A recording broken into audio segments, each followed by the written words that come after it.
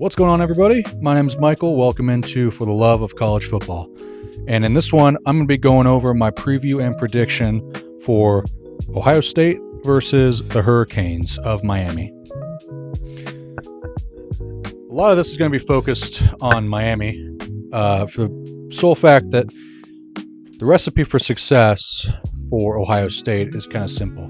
They can kind of do whatever they want. If they scored 13 points in this game, I wouldn't be shocked. But if they scored 40 points, I equally would not be shocked.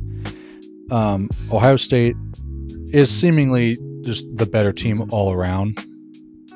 But that's why we play these games, right? Miami certainly has a chance. There is a recipe for success for Miami, and I'll get into that in a second.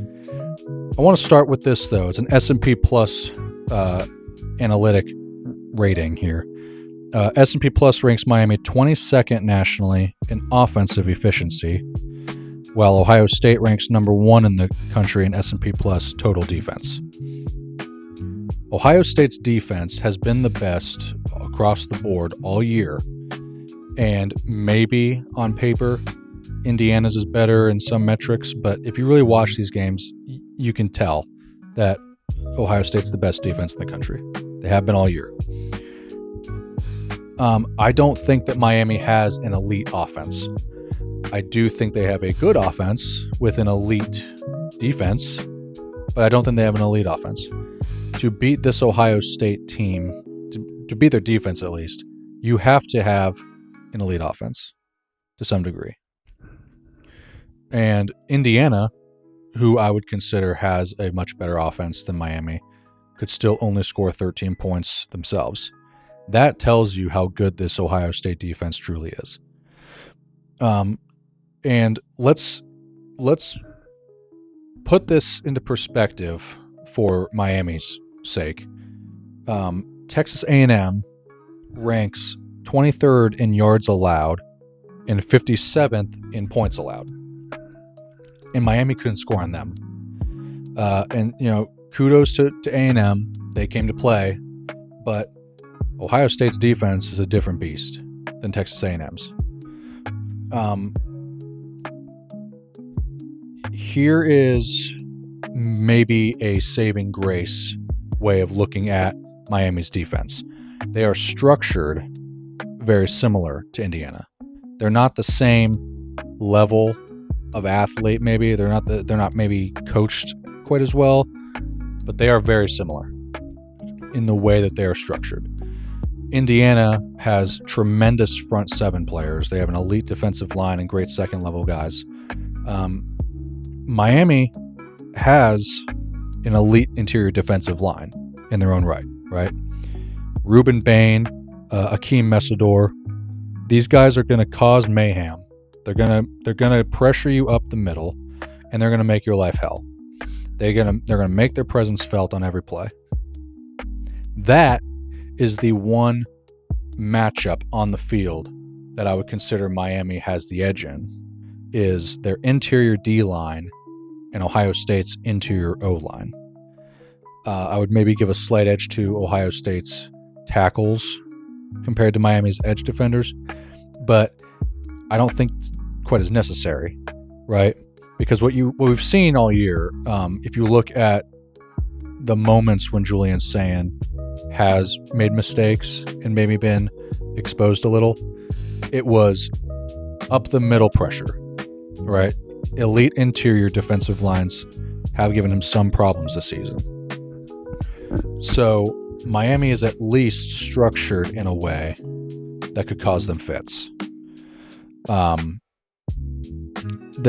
Miami also has an elite corner in Keontae Scott. Crazy good game against A&M. 2 sacks for a corner in one game, was second to only Ruben Bain. I expect him to be matched up with Jeremiah Smith, and they're probably going to have help over the top. I don't expect them to run like a Tampa 2 type of zone, but I would expect, zone coverage to some degree. Just their safeties are going to be busy. But I think that Miami is fine there as well. Their DBs are really good. The only real difference on paper, if you think about it, between Indiana and Miami is that Indiana has much better second-level players. Their linebackers are way better. But Miami has very good defensive backs and a very good defensive line. Those are the two things you absolutely need to even have a chance against this particular Ohio State defense.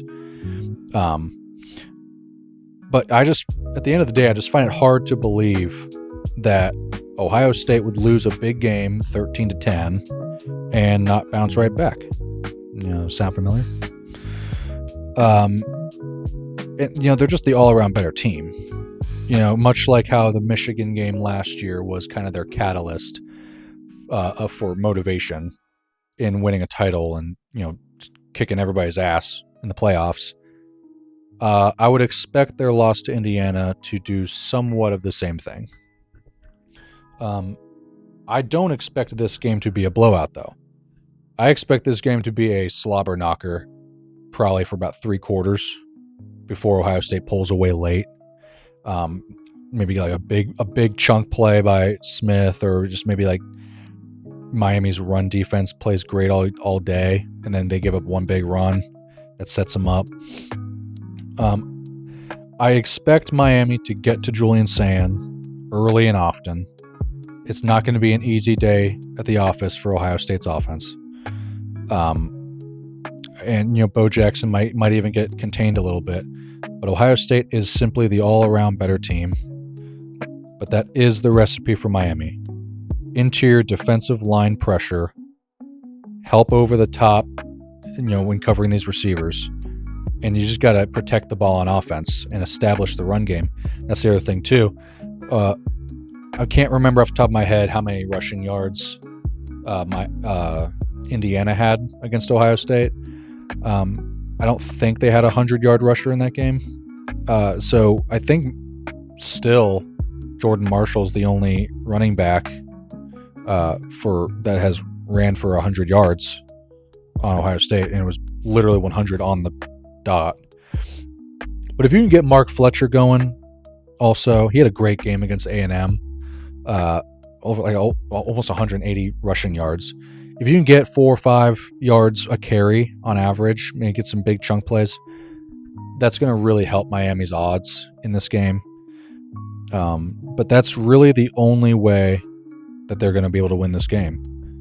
The only loss Ohio State's had all year is to the number 1 seed in the CFP. Miami, at the end of the day, I understand that the team today is not the same team as it was a couple months ago, but this is the same Miami team that lost to 2 unranked schools. So let's not underestimate Miami's ability to shit the bed either, if we're just being honest. I won't be shocked if Miami wins, but I will be a little surprised. But I expect it to be a good game. I expect it to be close. I expect it to be hard-hitting, tough. I'm going to pick Ohio State in this one, 24-13. I think it'll be close heading into the fourth quarter, and then they'll pull away a little bit late. But with that, I just want to get this one out of the way because it's the only game in the quarterfinal round that's kind of by itself, and the other 3 games are on the same day. So I'm not a big fan of how they structured it, but yeah, I just want to get this one out now, and look out for a video. I'll probably put it out tomorrow, doing the other 3 quarterfinal games. And don't forget to like and subscribe if you enjoy the content, and follow the Facebook page, same name, same logo, For the Love of College Football. I'll put that link in the description. So with that, I appreciate y'all. Peace.